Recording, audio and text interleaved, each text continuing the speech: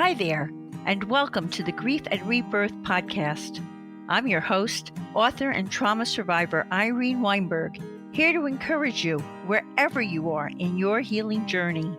In each episode, I chat with incredible grief and trauma specialists, healers, mediums, and celebs, as well as remarkable people who have inspiring healing stories to share. If you're looking for a podcast that's both uplifting and inspiring, you've found it.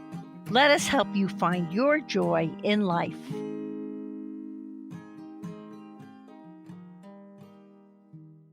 I hope this finds each of you so very well.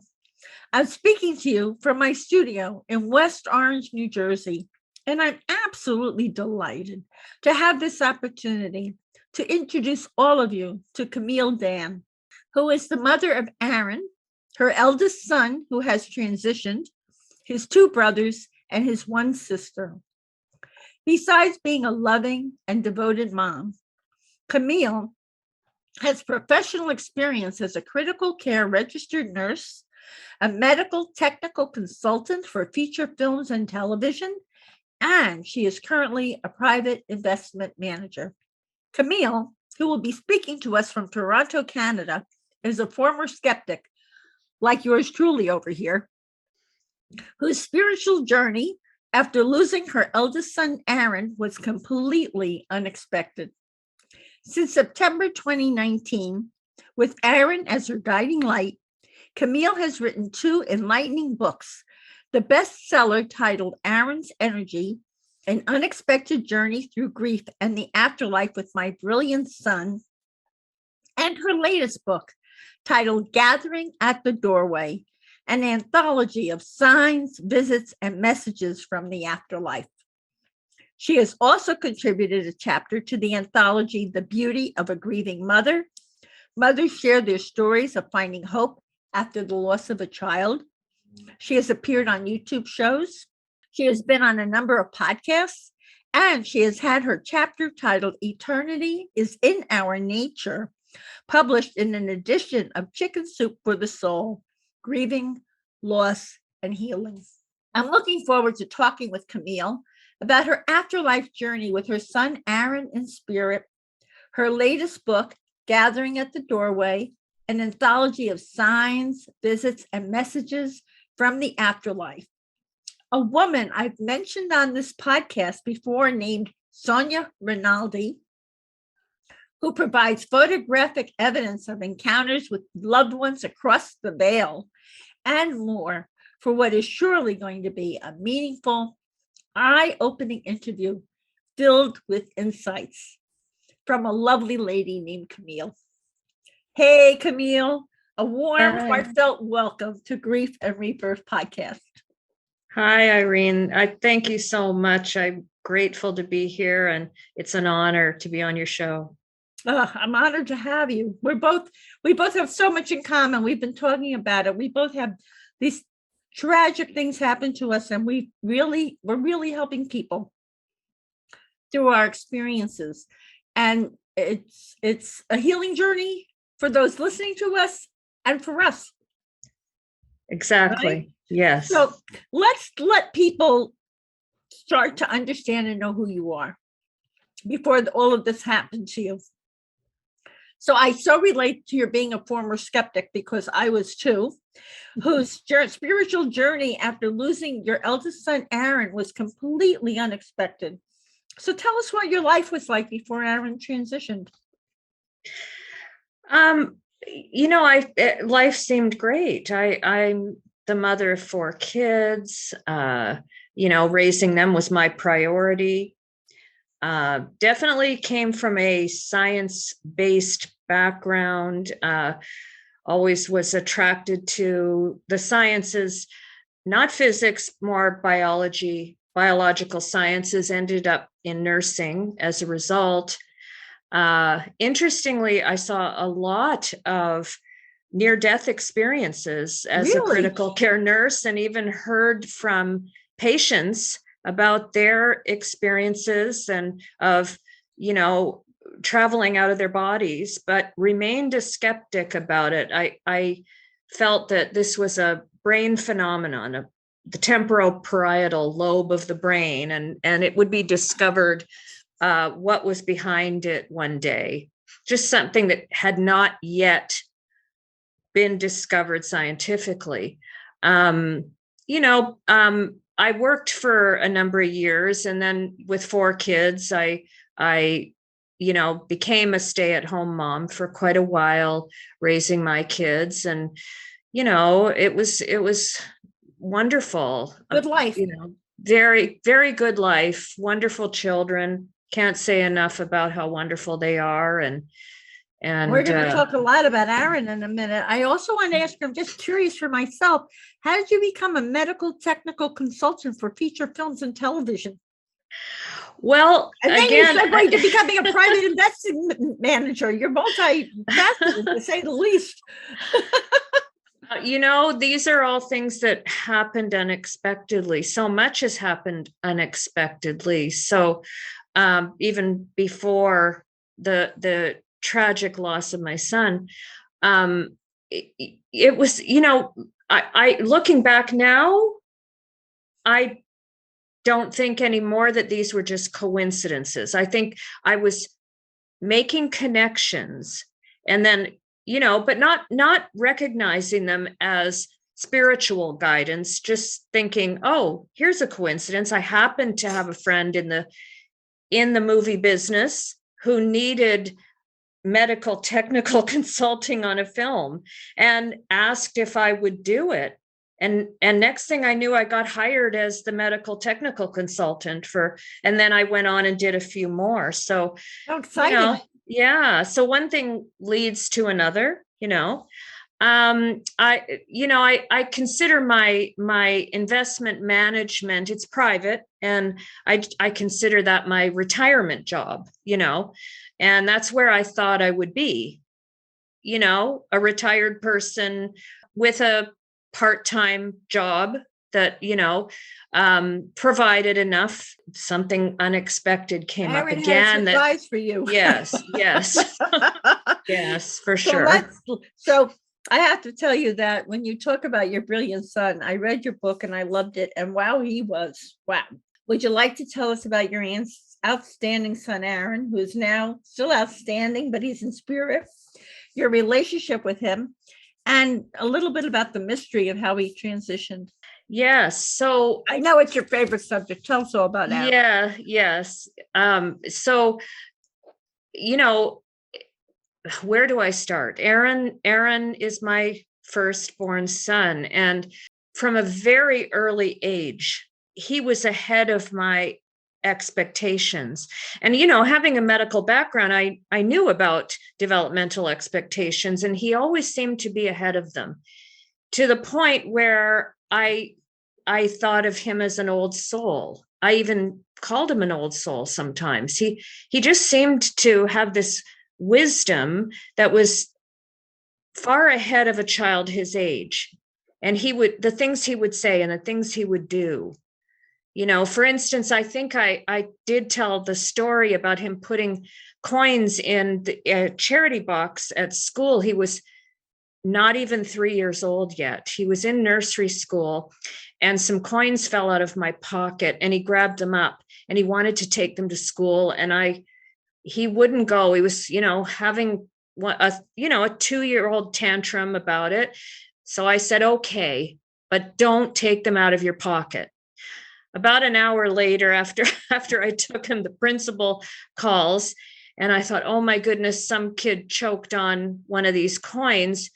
No, she called to tell me she had never seen a child before hand a coin to each of his classmates and told them to put their coin in the tzedakah box, which is the charity box. Yes. And I was speechless, but I knew he had a generous, charitable soul, even at that age. And I wasn't totally surprised to hear it, but he was so young. And, and that's one of my favorite stories about him and the heart, the generous heart and soul that he still has. And he still, his whole, everything that's happened since his passing has been to help others. It's so similar when we talk about the fact that you have such a partnership now that people are going to learn more and more about through this interview. You have such a partnership with Aaron, who's working with you across the veil, as I do with Saul. So, I'm sure that they're enjoying each other right now as we're talking with each other, but it's so amazing. So how did he transition? What had this heartbreak happen in your life? Well, How old is he?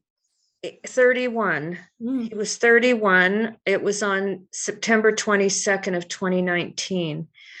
So not long before his 32nd birthday. It was a shock.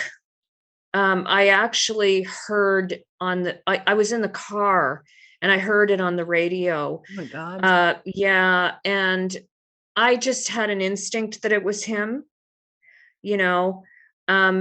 and he had gone through a period in his life of struggles with drugs and with addiction. And although he fell from his apartment floor, and the circumstances are still, the investigation still hasn't been concluded. So we don't know. We know that there were drugs there, and we know that he fell, but we don't know anything else about how it all happened. The pandemic has delayed a lot, especially, with the police force here, and they're just overwhelmed. And so they still haven't reached a conclusion with it. Wow. So, yeah. That's really keeps you in limbo in certain ways, but it is what it is. You're dealing with it. Yeah. When did he start communicating with you, Camille? And you say you literally heard his voice. So how did you know it was really him, not your thoughts? And I know he also told you something about energy in the universe, which is so precocious from where he is now. So would you tell us a little bit about all of that? Yeah. So I was in a real state of shock. Obviously. Yes. And after the funeral, we had his a Shiva, which you're familiar with. I don't know if your listeners all know. It's a week of mourning. Yeah, it's a Jewish period of mourning when people come to visit those who are grieving. Yeah. Yes. And my close friend came over, and she'd had a number of psychic and mediumistic experiences. She knew a lot about this.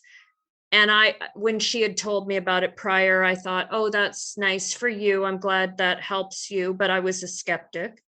And so she came over, though, immediately after the Shiva, with a handwritten note that she claimed was from Aaron, that she had written in what's called automatic writing, which is channeling from spirit through pen and paper.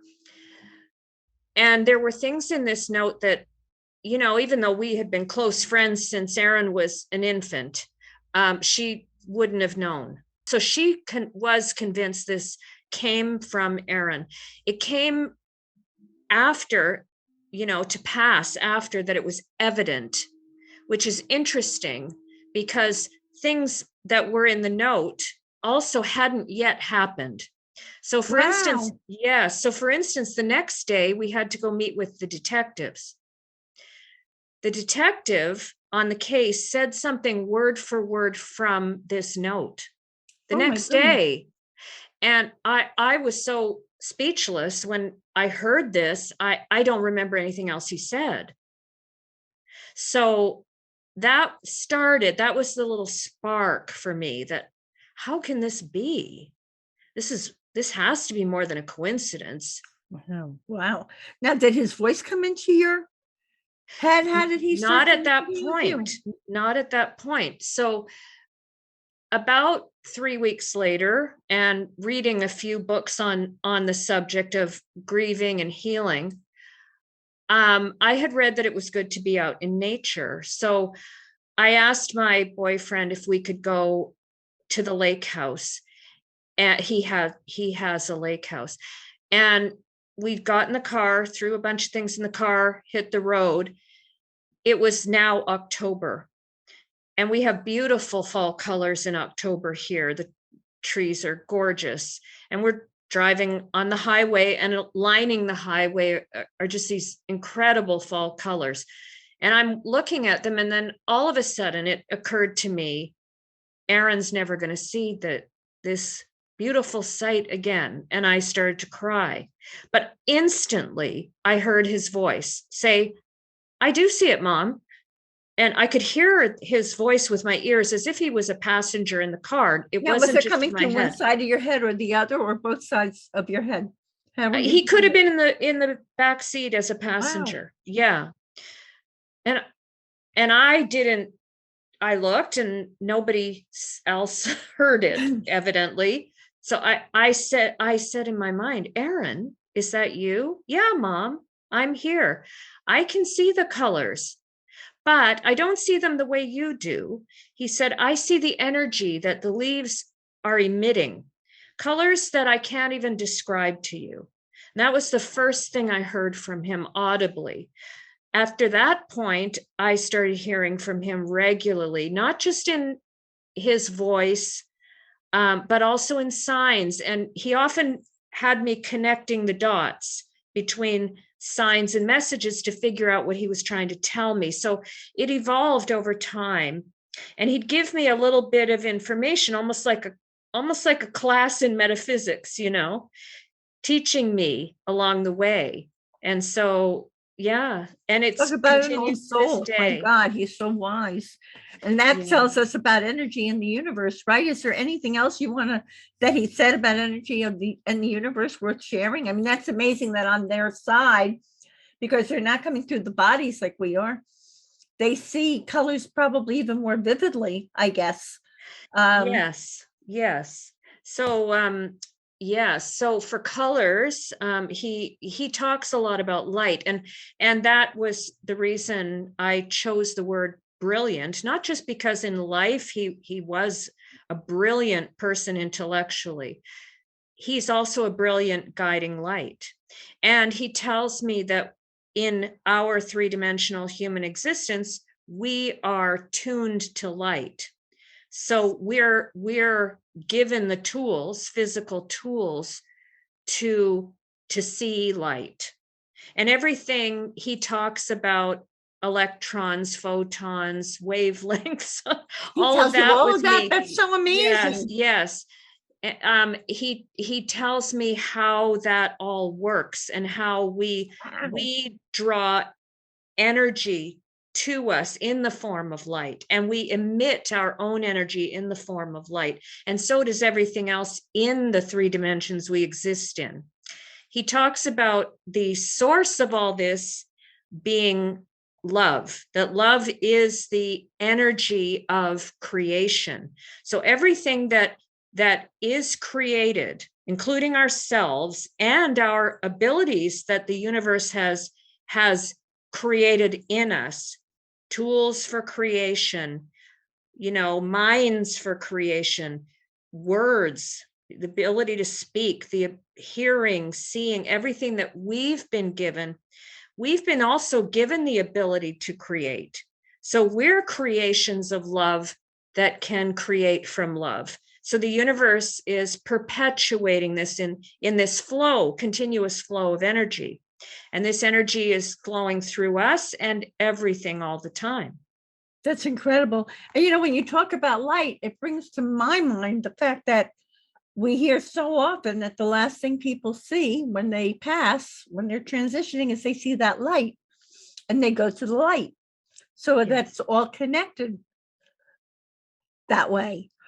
Yes. Right? So, all right. So now you're hearing from Aaron. I guess you're taking notes as he's telling you different things because you're amazed. So, but what inspired you to write this book? Aaron Aaron's energy, an unexpected journey through grief and the afterlife with my brilliant son. And I mean, tell us about the story of that. All of a sudden, one day he pops into your head and says, "Come on, Mom, we're going to write a book." Yes, he did, but that wasn't the first thing. That was, further along the journey. So as part of my healing, I had read that journaling was a good thing to do. And I even took a course in journaling my grief. And so I began my journal. And over time, Aaron's messages to me began to take over the journal. It was just evident that, this was something he wanted me to write down. And many times I did feel like it was channeling what he was telling me. You were doing it by automatic writing, Camille? No, I would actually sit at my hear computer. His voice and yeah, no, I was keeping it. I had my computer and I would hear something he would say. I'd sit down and start writing an entry of my journal. And then it would start to just flow like almost out of nowhere. It felt like where, and all of a sudden I'd see, I wrote like paragraphs. I had one idea. And oftentimes what Aaron will do is send me his messages in the fewest possible words that mean the most. So I could sit down with a message from him and just create a whole journal entry from it. And after a number of journal entries, I started to recognize that there's a big, very profound, deep message in all this. And then he told me I would write a book about it. And of course, me thinking, first of all, I was still very much a skeptic at that point, even though all that was happening. I held on to that skepticism as long as I could, and I think a lot of people do that have these experiences. They're happening, but doubt sets in. All of these survival instincts we have, doubt, judgment, all of that. That's all part of our survival. Mm-hmm. We need those. And we're also created for survival because the universe needs us to be where we are when we are, mm-hmm. as part of the whole. And so, the doubt would seep in again. But eventually I had to let go of it. It just got to be overwhelmingly evident to me that this wasn't coincidence. This wasn't just something my head was making up. It was really happening. But still, I thought, well, who's going to really want to read my story, my personal journal? But somehow I just thought, okay, well, I've never written before. I'll Google how to do that, all of everything you're saying. I know. I Googled it. And so I found that you can even publish yourself. There's self-publishing apps and programs and so forth. So I picked one, which was called KDP Publishing. And I self-published the book and clicked enter. And next thing I knew, it was up. It was on Amazon. Wow. And it's so well written. And it's such a wonderful book. It really is. It's fascinating. You and Aaron did a great job. So Aaron definitely did a great job. So you'd be sitting typing and I guess you'd ask him a question. Or yes. He would just come through with something, or you would ask him a question, and then there was a part of you that would just take it from there. Or he wasn't talking to you the whole time; he was giving you the seed, and then the rest was coming through. So he must have been working with your spirit guides, I would think. Yes, and there were a few times that I did hear from others, but mostly from Aaron. And in fact, I wondered. My mother passed only 4 months before Aaron. And I wondered one day, why don't I hear my mother? Why do I only, my mother came through and she said, because Aaron is closest to you. Aaron speaks for all of us. How incredible that she came through for you that way, though. Yes, yes. And how marvelous for you during what was going on that now you knew that Aaron and your mother were together. And what was interesting, yes, about asking questions. If I ask a question, I get the answer. If I don't have a question to ask, I still get signs. And sometimes I'll get a sign, and much later, the message in the sign comes. So, for instance, when I once saw a double rainbow, one rainbow was brighter than the other rainbow. It answered my question when my mother said that my mother was in the rainbow, the other rainbow.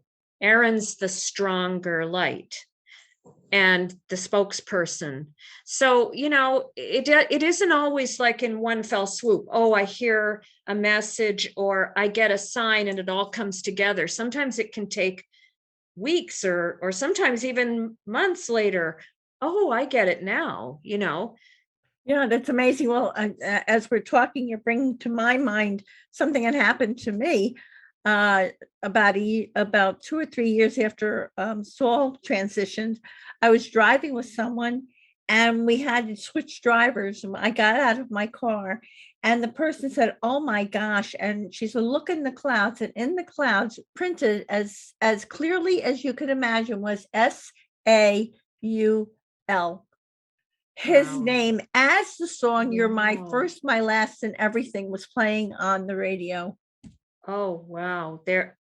And that's incredible when things happen in that close a synchronicity. Yeah, it's amazing. So we all, and I've had other experiences that, like you, they were a little delayed, but they come, Yes. And there's another, if you're not fascinated by this story, here's an even better one for you, because Aaron told you, Camille, soon after his passing, that he'd come back to you and that you'd recognize him. Then you discovered this trans image while watching a documentary about Sonia Rinaldi, and you nearly fell off your chair. And I have mentioned Sonia Rinaldi on this podcast before. So for everyone who doesn't know, please explain what a trans image is. Tell us about Sonia and about the documentary. How does she get these trans images? And there was a documentary around her. I mean, this is amazing. Yes. So Sonia is a beautiful person. She has a laboratory in Brazil, and I believe that she's been guided by spirits across the veil to do what she does. She does all of her work benevolently. She doesn't charge money for what she does, which is incredible because the amount of evidence she produces of our loved ones in spirit, physical evidence, real evidence that you can see in these trans images. And a trans image is basically a photographic image of a loved one in spirit and coming from the other side. How does she get them? How does she? So she has a variety of means of getting them. The one that Aaron came through is in a vapor.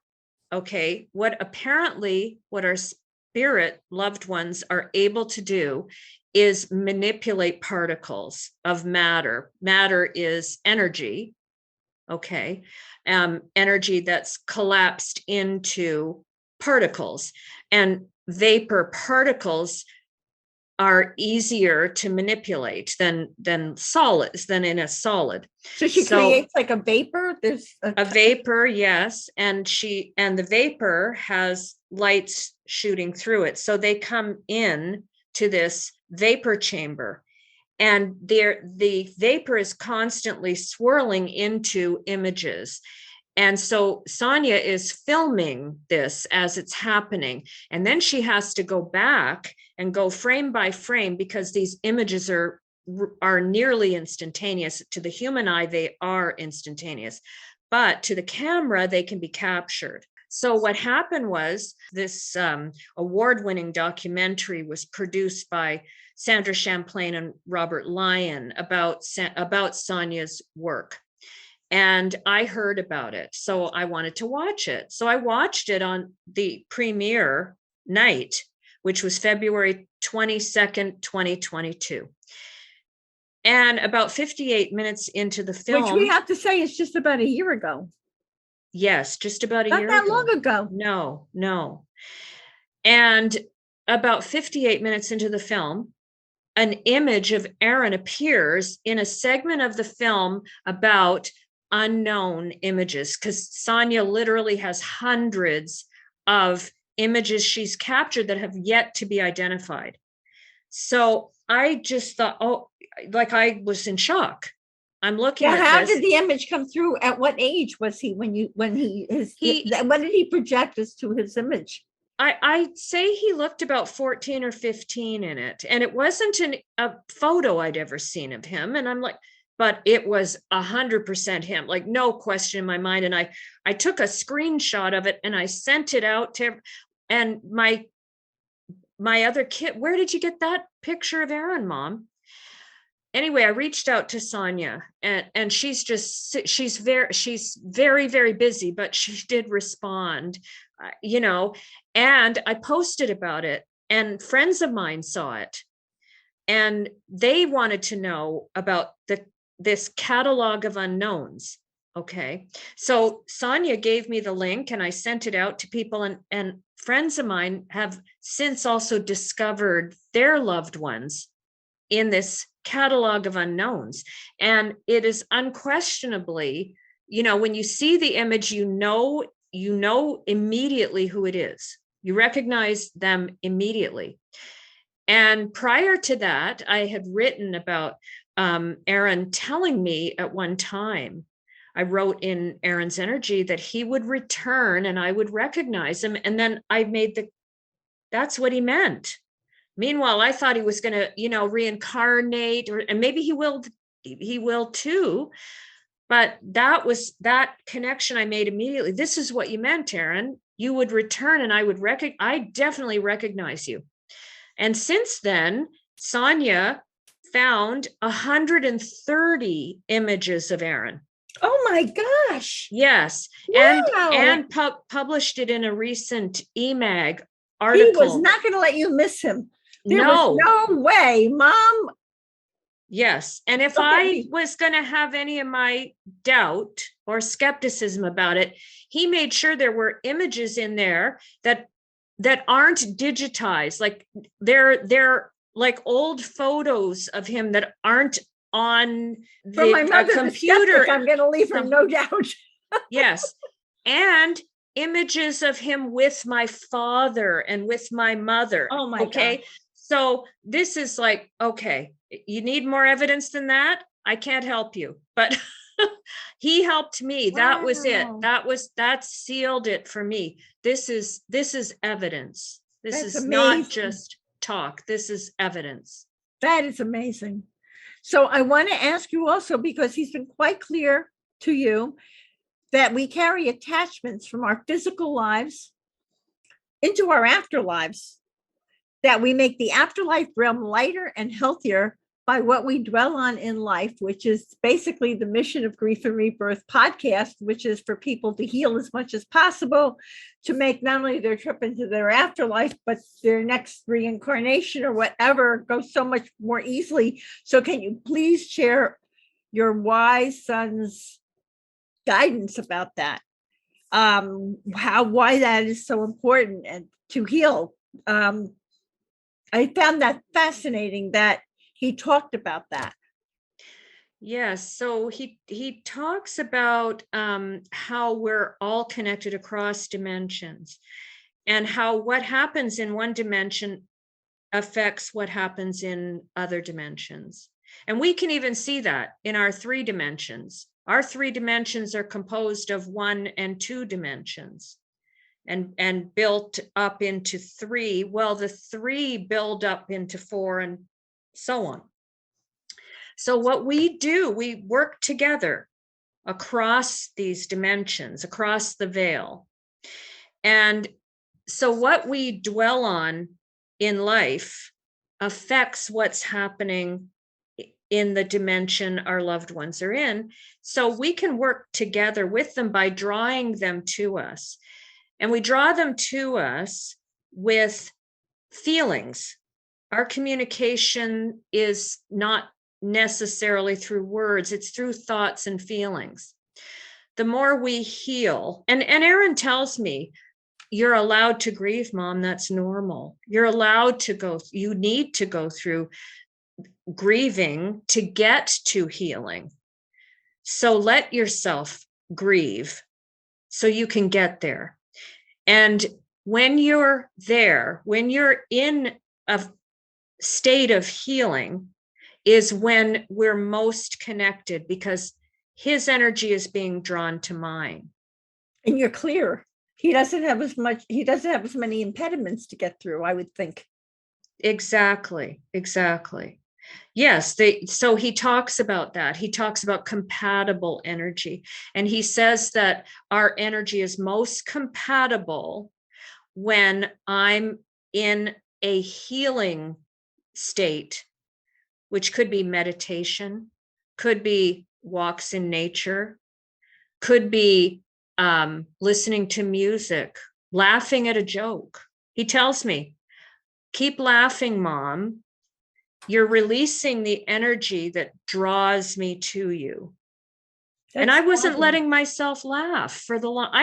I didn't laugh for the longest time. And I understand when people feel that a lot of times you feel guilty having a laugh when you're grieving, but the guilt and those feelings that are contracting, they're not opening you up to those connections.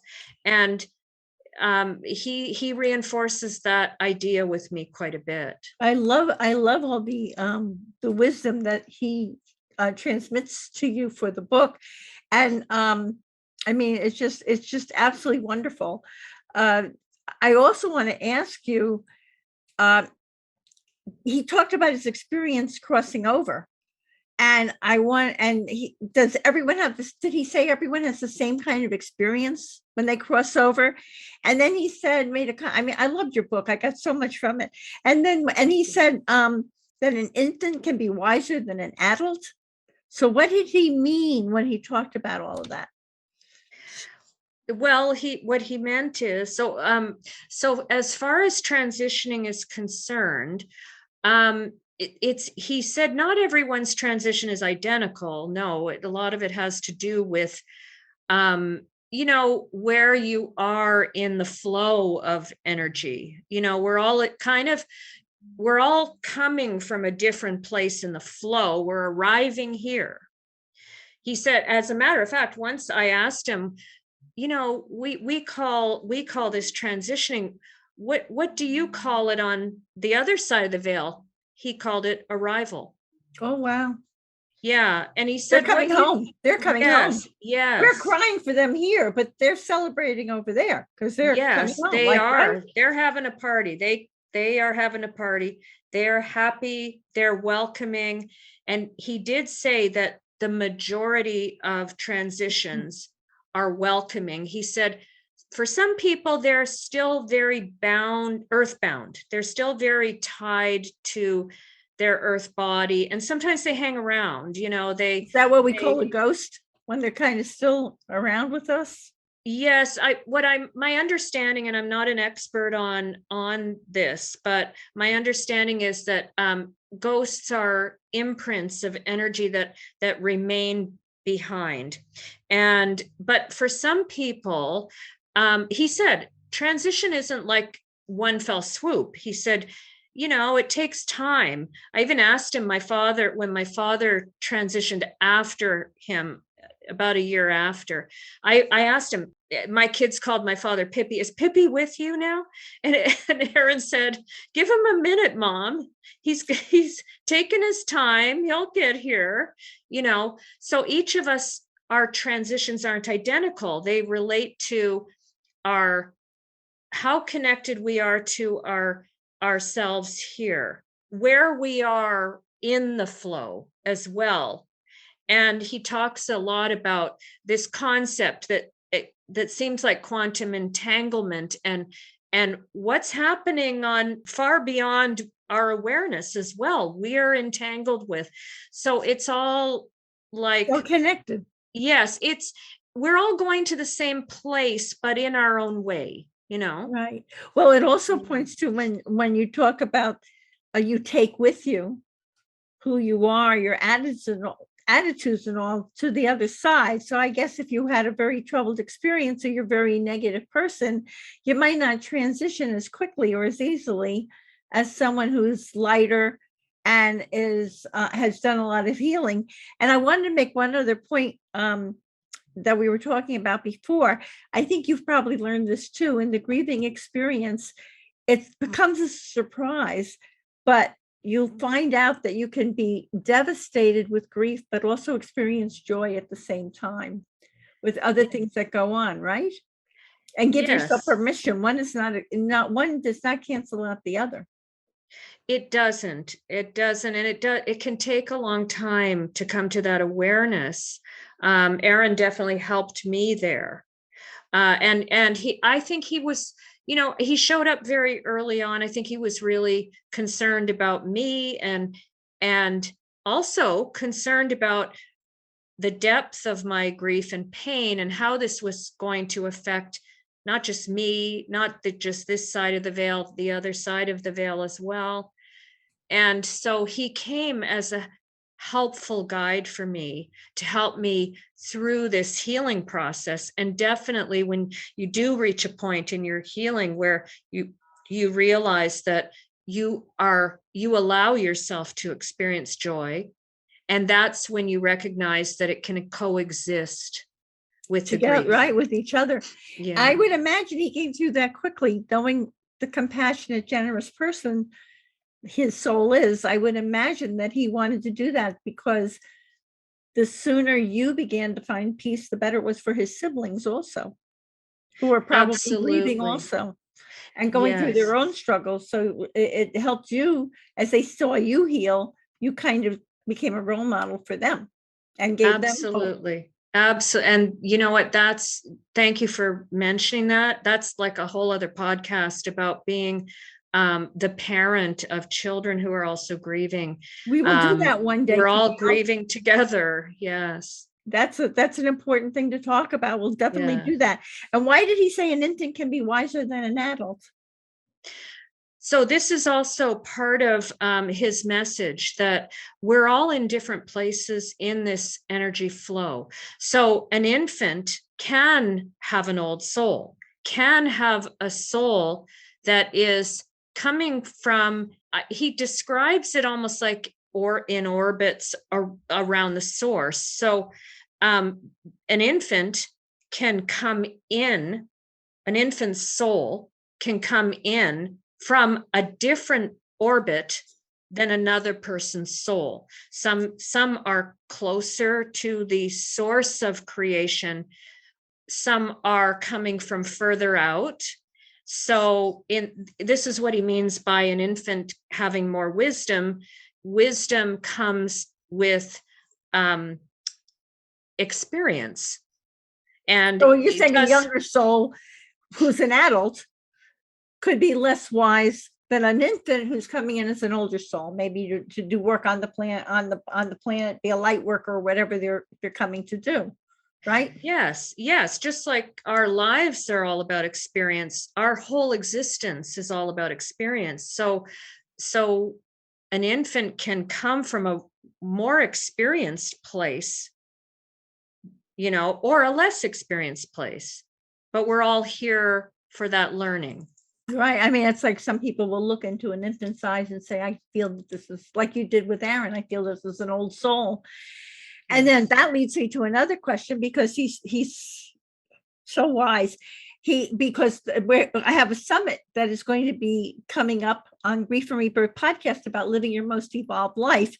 And like on cue, one of the things Aaron has said to you, that is our 3D world is transitioning through a spiritual awakening. I think we are starting to go through it now. Yes, definitely. You want to tell us a little more about what he's told you about that? He has said that this is a natural progression. So, and everything operates naturally, everything, the flow, everything. It might not feel like it all the time to us, especially when we're grieving. It doesn't feel natural. It feels out of order. It definitely doesn't feel like what we wanted for ourselves. But it's all a natural progression. And going through this awakening is coming out of all of this chaotic stuff that's going on. And we see it around, we see how connected we are. We can see it in our environment. We can see it in the climate change. Everything that's happening is rearranging, the universe rearranging itself. And we're part of it. We can't escape that. We can't say, oh, we're not part of this. We are part of it. We're going through it along with every other element in the universe that is going through this. And we're being prepared for what's coming through this awakening.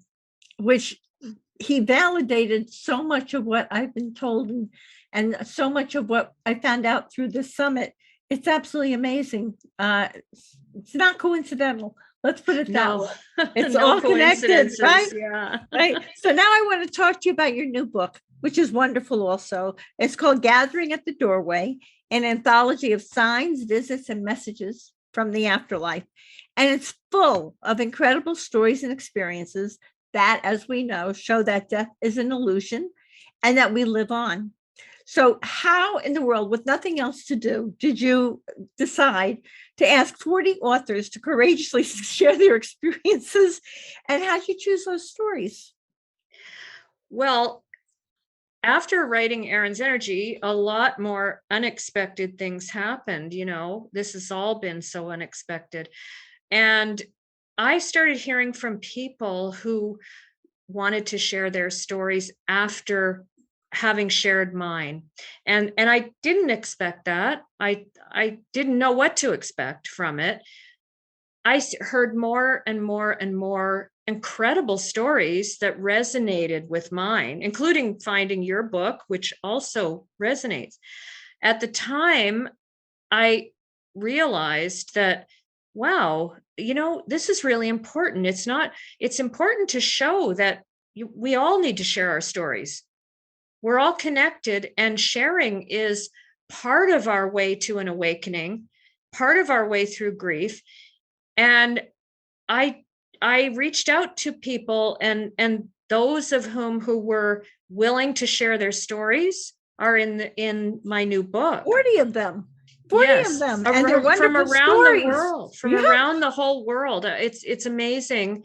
And each story is a unique story in itself, but there's a common thread through all of them, which is that people are connecting with their loved ones across the veil, and there's evidence of it. Yeah, it's wonderful. You can read it, so many different stories, and again, it's validated that this is real. And I wanted you to please share the stories of 2 other people whose trans images you've seen that are in the book. One is Lee, the son of Roseanne Groover Norris, who I've interviewed Roseanne about her book, Believe, and Alina, the daughter of Ellie Shockett. Could you shake it? Ellie Shockett. Yeah. Could you tell us those 2 stories to share? Because they have to do with Sonia and their surprise also that they saw images. Yes. So Lee, Roseanne actually Roseanne is in the documentary Rinaldi, and her story about discovering Lee. She discovered Lee at a seminar, and his trans image was there. And when you see the comparison of his photographs with his trans image, there's no mistaking that this is Lee. Kind of like, hi, Mom, here I am. Yes, definitely. He's got a very powerful energy that he shares with his mom, and came through in Sonia's lab in her photographs. So Ellie, I had met Ellie when Ellie reached out to me after I read her book and she read my book, and she was putting together the anthology, The Beauty of a Grieving Mother. So I knew Ellie from before. So Ellie saw my post about discovering Aaron in the documentary, and she asked for the catalog of unknowns, the link to that. And I sent it, and she found her daughter in it. Oh, And my she goodness. sent me comparative photos as well. No question at all that this is Alina. And her daughter also, Ellie, has done an incredible amount of helpful healing work with her daughter's guidance. And she has an organization called Alina's Light. And it's just amazing what. It's amazing. Look what's Oh, another person and- what's coming out of this. And it all ties together because Lee, Believe, the book that Roseanne Griever-Norris wrote, that was the first podcast I ever listened. I didn't even know what a podcast was. A friend said, "Why don't you try listening to podcasts?" And I came across Sandra Champlain's podcast, We Don't Die. And Roseanne was on, and her story resonated so much with mine. I got her book right away. And it's like breadcrumbs, like all of these things happened that led up to this. That's Our amazing. kids being trans images in Sonia's lab. That's so, what a blessing. That's so wonderful. I'm Yeah. very curious because I don't remember. Did Lee passed with his dog? Did his Yes, dog come yes. through in the trans image also? Yes. There's an image of Lee with his dog. That's what a validation. My goodness, Yeah. you cannot make this up. Really. No, you It's incredible. And the other thing that you talk about in the book, which are really, I think is so comforting to people, is you offer synchronistic signs, visits, and messages from the afterlife that people have experienced. Do you have a few favorites you want to share with us? Yeah. So the real profound sign that I received, aside from Aaron's trans image, was a message in the clouds. And I was having a grief-stricken day and hadn't had signs in a while. And I stepped outside, and looking out over the lake, I asked Aaron, can you please send me a sign? I really need a sign. All of a sudden, a few clouds, it wasn't really a cloudy day. There were a few clouds. I looked, and they started kind of moving and swirling, and came to say, to the shape of the letters, I love you. And the O of love is a heart. I actually luckily had my phone and got a photo of that one, and that one's in my book. There have been so many incredible signs. There's one where it was snowing here in Toronto. We get a lot of snowy winters. I looked, and in my security camera I have that points outside, I saw words in the snow. And I looked, what do those words say? But I could read them. They were the Hebrew letters that said Ahavat. That's love. I love you. Oh, how beautiful. Written in Hebrew. And Aaron he loved learning, Jewish learning. He was like an incredible scholar. He read all the time and could retain everything. Like he had a photographic memory. And when I saw that, it was so obvious. And that's also in my book. That's incredible. That's amazing. I also received a sign in Hebrew when I was working with someone who was channeling. We were channeling my book and Soul was coming through. He was telling her that we had a past life when I was a little boy, and he was a rabbi in this religious school called the yeshiva in ancient Israel. And I was just starting this journey like you, and I'm like, it sure sounds like Saul. It still seems like Saul, but is it really Saul? And she said, and she was Methodist. She had never heard a word of Hebrew in her life. And she said to me, I'm asking him what your name was in that lifetime. and I'm getting a very weird name. And she said, I don't know what he's saying, but he keeps saying you were such a good little boy in that lifetime. And the name sounds like Yelad Tov. And I said, oh my gosh, goodness. that's Hebrew for a good little boy. Wow. That's how I knew that this was Yes. real coming through Yes. Yes. to me, which leads me to the question, what have you learned from Aaron about the importance of healing that has to do with the flow of universal energy, which is love? I think the big takeaway for me is how valuable we all are to the whole flow of this energy. I want people to realize each one of us is so valuable. And one message Aaron sent to me was, and I quoted it actually in my chapter in Gathering at the Doorway. What if that one act of kindness of yours in that moment held the universe together?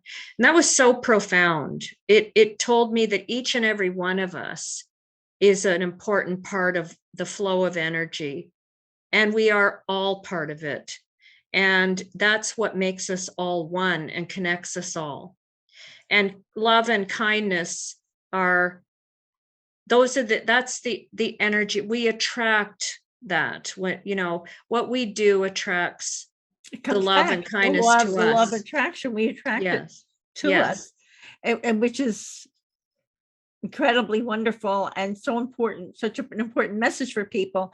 And I'm also really touched by what you're doing with the proceeds of your book. So not only you're helping people to know about the afterlife through Gathering at the Doorway, but you're doing something wonderful with proceeds from the sale of the book. And I think you also have a special book giveaway offer for our Grief and Rebirth audience. So would you like to tell us about both of those? Sure. Yes. So all of the earnings from both of my books sales are going to a list of charities, and the list of charities, the entire list appears on my website, www.aaronsenergy.com. A lot of the earnings go toward helping parents heal. Forever Which is Family a wonderful, Foundation. Wonderful organization, everyone, that helps parents whose children have transitioned. Yes, what they're doing is amazing work, and has helped me such a great deal. And Forever Family Foundation, which also helps a lot of people going through grieving and learning about connection with their loved ones across the veil. I also give a lot of the earnings to mental health and addiction programs. Wonderful. Thank you.